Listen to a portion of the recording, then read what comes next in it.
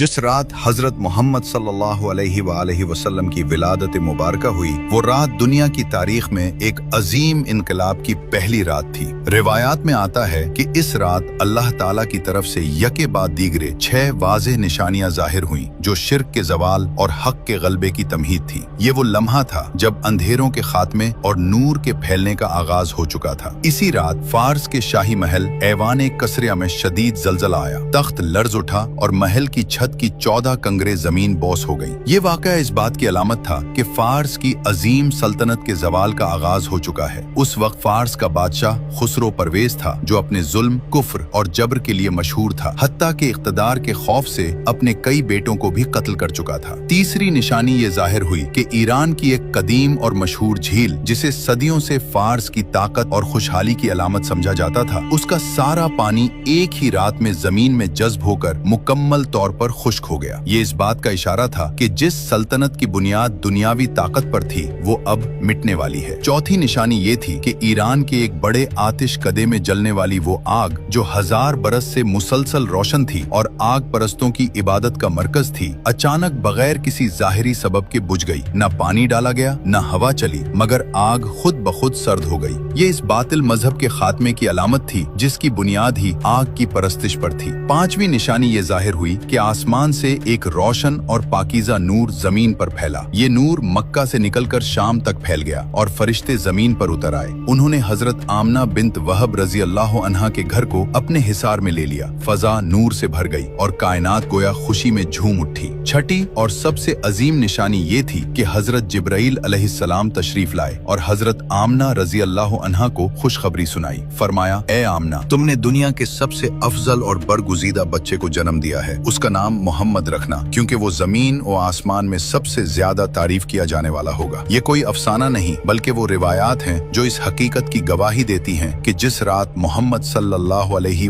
वसल्लम दुनिया में तशरीफ लाए, इसी रात बातिल की बुनियादें हिल गईं और हक के सूरज के तुलू का ऐलान हो गया।